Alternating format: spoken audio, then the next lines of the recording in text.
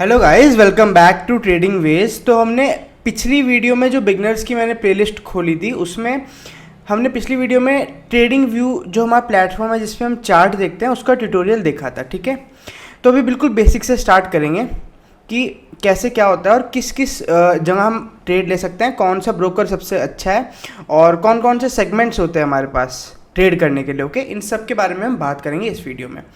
तो first step आप लोगों ने सीख लिया, ट्रेडिंग व्यू चलाना सीख लिया आप लोगों ने कि कैसे प्राइस ऊपर नीचे होगा और ऑब्जर्व हम चार्ट कहाँ पर करेंगे, क्योंकि किसी भी स्टॉक में एंट्री करने से पहले उसका टेक्निकल एनालिसिस बहुत ज़रूरी है। जैसे कोई भी स्टॉक हम खरीद रहे हैं, हम क्यों खरीद रहे हैं, उसके पीछे क्या पैटर्न है, तो पहले वो सीखना बहुत ज़रूरी है कि किस प्लेटफॉर्म वो उस प्लेटफॉर्म को सीखना बहुत ज़रूरी है जिस प्लेटफॉर्म पे हम टेक्निकल एनालिसिस करते हैं। ओके, तो आपने अगर प्रीवियस वीडियो नहीं देखी है तो इसी प्लेलिस्ट में आप फर्स्ट वीडियो देख लो। ओके, और उसकी प्रैक्टिस भी करनी है आपको। जो ट्रेडिंग व्यू हमने ट्यूटोरियल दिया था उसकी आपको प्रैक्टिस करनी है बना बना के चार्ट पे ड्राइंग कर करके। ओके, अब ट्रेडिंग व्यू के बाद हमको कोई प्लेटफॉर्म चाहिए जिस पे हम ट्रेड करेंगे। ओके, तो सबसे अच्छा प्लेटफॉर्म सबको पता है ज़ेरोदा, और आप कमेंट बॉक्स में बता भी सकते हो कि आप कौन सा प्लेटफॉर्म यूज़ करते हो।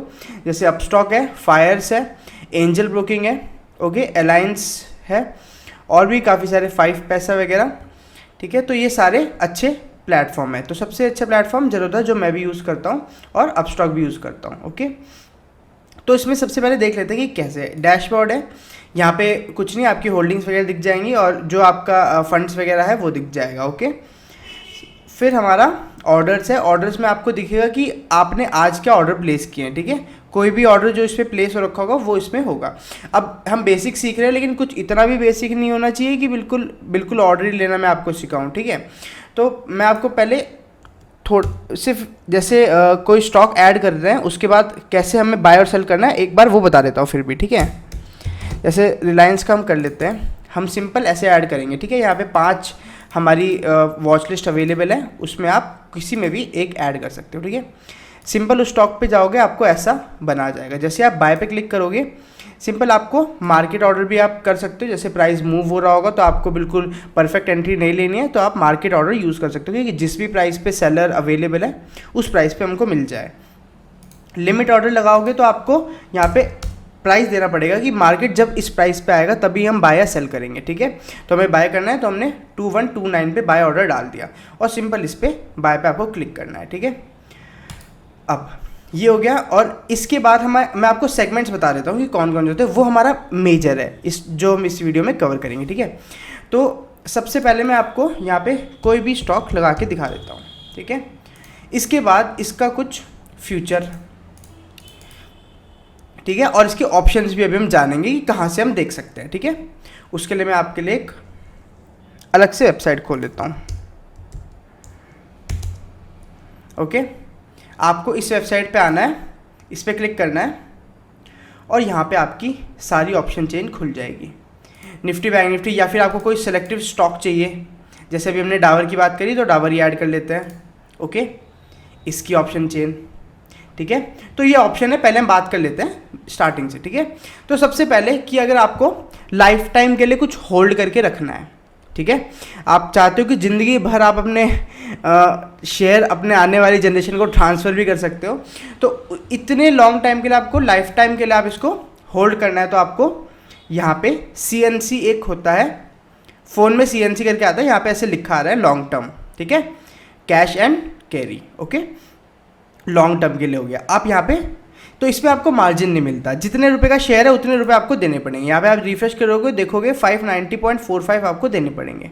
ओके, तो आप इस पर क्लिक करोगे और सीधा बाय पे क्लिक कर दोगे तो ये बाय हो जाएगा और ऑर्डर बुक में आपको दिख जाएगा। ठीक है, और ये जो स्टॉक्स हैं ये आपकी होल्डिंग्स में शो होते हैं। ठीक है, जैसे मेरी होल्डिंग्स में आपको दिखाता हूँ, ये सारे शो हो रहे हैं क्योंकि ये मैंने लाइफ टाइम के लिए लिए हैं। ठीक है, अभी मेरा कोई इरादा नहीं इनको सेल करने का, ये मेरी होल्डिंग है। तो मैं जब भी किसी शेयर पे गया हूँ तो मैंने लॉन्ग टर्म यहाँ पे क्लिक किया और CNC पे क्लिक करा है। ओके, इसको कैंसिल कर दो तो आपकी होल्डिंग्स ऐसे दिख जाएगी। अब चलते हैं फ्यूचर पे। तो 3 यही हमारे मेजर सेगमेंट है। हाँ, आपको अगर इंट्राडे करना है, आप चाहते हो कि एक ही दिन में बाय करो और एक ही दिन सेल करो, जैसे 9:15 पे अपना मार्केट ओपन होता है और 3:30 पे बंद होता है, तो आपको इंट्राडे एक ही दिन के अंदर करना है और ख़त्म करना है कि जो भी प्रॉफिट होगा लॉस होगा मैं बुक करके चला जाऊँगा। तो आपको यहाँ पे इंट्राडे में इस पे क्लिक करना है। ओके, आप देखोगे शेयर का वैल्यू कम हो गई है, यहाँ पे जो हमारा मार्जिन रिक्वायर्ड है वो कम हो गया, शेयर की वैल्यू कम नहीं हुई है। बहुत सारे लोग बोलते हैं कि इंट्राडे में शेयर सस्ते में मिल जाता है। नो नो नो नो, सस्ते में नहीं मिल रहा है, वो आपको ब्रोकर मार्जिन प्रोवाइड करता है। जो हमारा ज़ेरोधा है वो हमको कहता है कि आप एक ही दिन में अगर अपना हिसाब कर रहे हो इंट्राडे में तो आप लेस प्राइस पे उसको खरीद सकते हो, लेस प्राइस खरीद सकते हो, यानी कि जितने तुम्हारे पास फंड्स है उसमें नंबर ऑफ स्टॉक्स तुम्हारे ज़्यादा आ सकते हैं। Got it? थोड़ा एडवांस पॉइंट है, आप वीडियो को रिप्ले कर करके सुनना, ठीक है। तो कहने का मतलब ये है कि जितने हमारे पास फंड अवेलेबल हैं उसमें हम क्वांटिटी ऑफ शेयर्स ज़्यादा ले सकते हैं, शेयर का प्राइस वही रहता है। कभी आप यहाँ पे देख के सोचो कि 94 का हो गया, नहीं, नंबर ऑफ स्टॉक्स आप ज़्यादा खरीद सकते हो इंट्राडे में, ठीक है। तो नंबर ऑफ स्टॉक ज़्यादा है तो आप, अगर आपके एनालिसिस ठीक है, आप सोच रहे हो कि 2 रुपये स्टॉक ऊपर चला जाएगा तो आपको इंट्राडे में ज़्यादा प्रॉफिट हो सकता है क्योंकि नंबर ऑफ स्टॉक्स ज़्यादा होंगे। ओके, सिंपल है। चलो, तो हमने अभी लाइफ टाइम कवर कर दिया और हमने इंट्राडे कवर कर लिया। अब इसके बाद हम फ्यूचर पे आ जाते हैं। एक तरीके से आप कह सकते हो कि ये महीने वाली होल्डिंग होती है, मंथली होल्डिंग जिसको कहते हैं हम, ठीक है। तो जैसे आपको जुलाई फ्यूचर है, तो इसमें जुलाई फ्यूचर है, इसका क्या मतलब है, ये लिखा है, मतलब जुलाई का जो आखिरी थर्सडे होगा, जुलाई मंथ का जो आखिरी थर्सडे होगा उस दिन ये एक्सपायर हो जाएगा, उससे पहले पहले आपको करना है और ख़त्म करना है, ठीक है। इसमें आप जैसे ही क्लिक करोगे, इंट्राडे पे क्लिक नहीं करना, इंट्राडे में आपको क्लिक नहीं करना है। आपको अगर इंट्राडे करना है तो आप इससे कर सकते हो या फिर अपना वही सिंपल उससे भी कर सकते हो, ठीक है। और इसमें अंतर क्या है, इसमें 1250 शेयर कितने के आ रहे हैं, 1,07,000 रुपये के। देख लेते हैं 1250 उसमें कितने के आते हैं, 1250। ओके, तो ये थोड़े से महंगे आते हैं। तो आप, अगर आपको इंट्राडे कर रहे हो, आप बहुत ही ज़्यादा श्योर हो तो आप फ्यूचर में ट्रेड कर सकते हो, पर फ्यूचर थोड़ा ऊपर नीचे मूव होता है, मतलब थोड़ा डिफरेंट मूव होता है स्पॉट प्राइस से, तो वो आपको देखना पड़ता है। तो मेनली लोग इसी में प्रीफर करते हैं खरीदना, ठीक है। तो हम अगर फ्यूचर खरीद रहे हैं तो हम उसको ओवरनाइट पे जब हम क्लिक करेंगे NRML पे, कैरी फॉरवर्ड पोजीशन ओवरनाइट, ठीक है। तो इसमें क्या होता है, आप थर्सडे तक, आखिरी थर्सडे तक महीने के इसको होल्ड करके रख सकते हो, ठीक है। और वो आपको यहाँ पे होल्डिंग में नहीं दिखेगा, वो आपको यहाँ पे पोजीशन में दिखेगा, यहाँ पे रहेगा वो, हमेशा यहाँ पे रहेगा वो 1 महीने के लिए, ठीक है। अगर आप अगस्त फ्यूचर ले लोगे तो अगस्त के आखिरी थर्सडे तक रहेगा, लास्ट थर्सडे तक, ओके। और सितंबर भी आपके लास्ट सितंबर तक रहेगा थर्सडे में, ओके। अब आप जैसे आप 5 मंथ का प्लान करें तो ज़ेरोधा तो आपको प्रोवाइड नहीं करता 5 मंथ, लेकिन अगर आप जैसे 5 पैसा वगैरह में जाओगे तो वहाँ पे आपको 5 मंथ के आगे के भी मिल जाएंगे, सितंबर या अक्टूबर नवंबर फ्यूचर भी मिल सकते हैं आपको, ठीक है। तो आप चाहे तो उनको भी ट्राई कर सकते हो, ठीक है। अब आ जाते हैं ऑप्शन के ऊपर, ठीक है। बहुत बेसिकली मैं अभी बहुत बेसिकली कवर करूँगा, इसके ऊपर एडवांस वीडियो भी बनेगी इस स्टेप के बाद, ओके। तो सबसे पहले बहुत सारे लोगों को कन्फ्यूजन होता है कि ऑप्शन चेन कैसे देखें, तो मैंने आपको ये प्लेटफॉर्म बता दिया। इसकी जगह अगर आपको निफ्टी बैंक निफ्टी में देखना है तो ये भी आपको यहाँ से दिख जाएगा, ठीक है। बैंक निफ्टी में बहुत सारे लोग ट्रेड करते हैं, आई नो, और सीधा यहाँ पे हो जाएगा, आपको मिल जाएगा। और अपस्टॉक में भी एक तरीका होता है, उसमें तो ऑप्शन चेन अवेलेबल होती है, आप उसमें भी जाके देख सकते हो, ठीक है। अब इसको ऐड कैसे करना है, तो जैसे डाबर है, ठीक है, तो इसका स्पॉट प्राइस कुछ यहाँ पे आप लिखोगे जब डाबर, तो ये नीचे आपके ये सारे आ जाएंगे, ठीक है। CE PE ये आपको समझ में नहीं आएगा भी कि क्या है, थोड़ा एडवांस है ये, ठीक है। तो CE का मतलब होता है अगर मार्केट ऊपर जा रहा, कॉल होता है उसका मतलब, अगर मार्केट ऊपर जा रहा है तो CE की वैल्यूज़ बढ़ती हैं, ठीक है। और अगर मार्केट नीचे आ रहा है या किसी भी स्टॉक का प्राइस नीचे आ रहा है तो PE की वैल्यूज़ बढ़ती हैं, ओके। तो आप, अगर आपको बाय करना है डाबर का तो आप स्पॉट प्राइस के आसपास का देख लो, in the money, close in the money आप सर्च कर लो, ठीक है। तो जैसे हमने डाबर यहाँ पे सर्च किया, ये रहा। तो हम क्या करेंगे, ये आउट ऑफ द मनी है। आउट ऑफ द मनी का मतलब ये है कि ये जो जुलाई का अगर हम ऑप्शन लेंगे तो जुलाई के आखिरी थर्सडे को 0 हो जाएगा, ओके। और ये जो येलो में है, ये इनका प्राइस कैसे डिसाइड होगा, इनका प्राइस डिसाइड होगा कि ये थोड़ा एडवांस पॉइंट है, ध्यान से सुनना, ठीक है।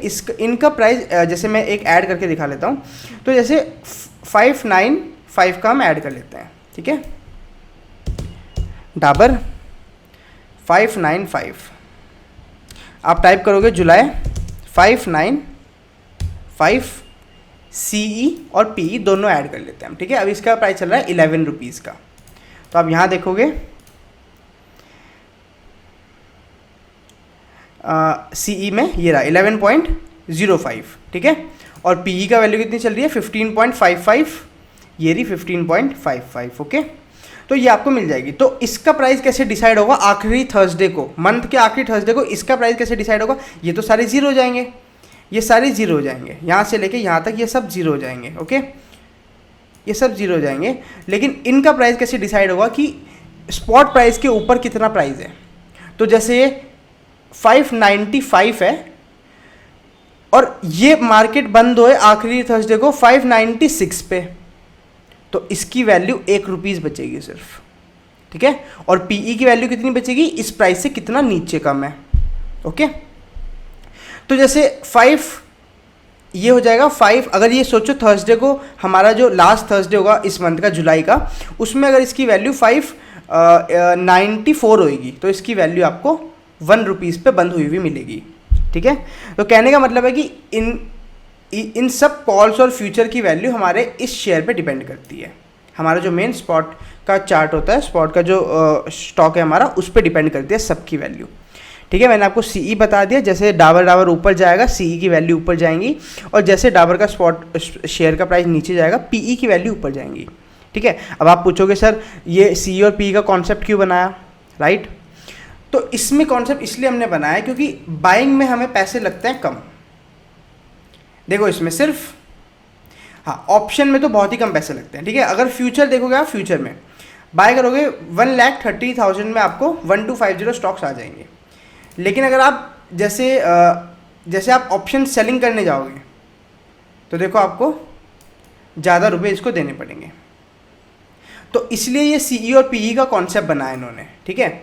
कहने का मतलब है कि कॉल अगर आप बाय करने जा रहे हो किसी भी ऑप्शन को, तो जितना उसका प्राइस है और जितना लॉट साइज में ये है, आपको जैसे 1250 स्टॉक्स हैं और इतने ही वैल्यू का इंटू 11.05 आपको पे करना पड़ेगा। प्रीमियम आपको, सिंपल भाषा में कहे तो प्रीमियम आपको पे करना पड़ेगा, ठीक है। लेकिन अगर आप इनको सेल करने जाओगे तो आपको ज़्यादा मार्जिन लगता है, ठीक है। ऑप्शन सेलर है तो आपको ज़्यादा पैसे देने पड़ते हैं, अराउंड 1,32,000 के आसपास। तो इसलिए ये बाइंग का, पीई का और सीई का कॉन्सेप्ट बनाया गया ऑप्शन बायर के लिए जिनके पास कम पैसे हैं। ओके, सबसे फेवरेट मेरा है फ्यूचर, ठीक है। इसमें आप चाहे बाय करो चाहे सेल करो, आपको लगभग सेम पैसे देने पड़ते हैं, ठीक है। ये सिंपल सिर्फ इसीलिए है कि आपको अगर लाइफ टाइम होल्ड नहीं करना और आपको अपनी प्लानिंग 1 महीने के अंदर करनी है तो आप फ्यूचर में जा सकते हो अगर आपके पास पैसे कम है। मैं आपको डिफरेंस बता देता हूँ, ठीक है। 1250 स्टॉक्स जो हमारे शेयर्स हैं ये आ रहे हैं 1,30,000 में, पर अगर हम इनको खरीदने जाएँ 1250 तो देखो 7,40,000 के आसपास आपको पे करना पड़ेगा, पर ये लाइफ टाइम के लिए हो जाएंगे। वो आपको 1 मंथ की प्लानिंग करनी है उसमें, ठीक है। आपको पता है कि 1 महीने में स्टॉक ऊपर चले जाएगा तो मैं सीधा इसको बाय कर लूँगा। तो आई होप कि आपको समझ में आ रहा होगा कि कैसे कैसे सेगमेंट्स हैं और क्या क्या सेगमेंट है हमारे मार्केट में अवेलेबल है जिनमें आप ट्रेड कर सकते हो, ठीक है।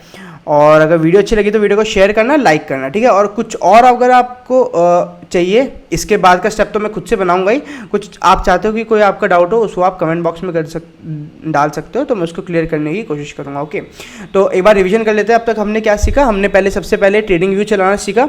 उसमें हमने देखा कि प्राइस कैसे ऊपर नीचे होगा और हम क्या जो सोच के हम स्टॉक को बाय करेंगे वो हमने उसमें सीख लिया, ठीक है। थोड़ा सा प्लेटफॉर्म चलाना, उसके बाद हमें स्टॉक बाय करना है तो उसके लिए हमें कोई प्लेटफॉर्म चाहिए। वो प्लेटफॉर्म मैंने आपको बता दिया, ज़ेरोधा एक अच्छा प्लेटफॉर्म है, इस पे आप इजीली ट्रेड कर सकते हो। ओके, और किस किस सेगमेंट में हमको ट्रेड करना है वो भी मैंने आपको बता दिया। ओके, कैसे कैसे आपको स्टॉक सिलेक्शन करना है और ऑप्शन, अगर आपको ऑप्शन सिलेक्ट करना है तो आपको कहाँ पे जाना है ऑप्शन चेन में, ठीक है। ये मैंने आपको बता दिया। तो आई होप कि आपको वीडियो अच्छी लगी होगी। वीडियो अच्छी लगी तो वीडियो को शेयर करना और लाइक करना और चैनल को सब्सक्राइब कर देना। Okay, thank you so much.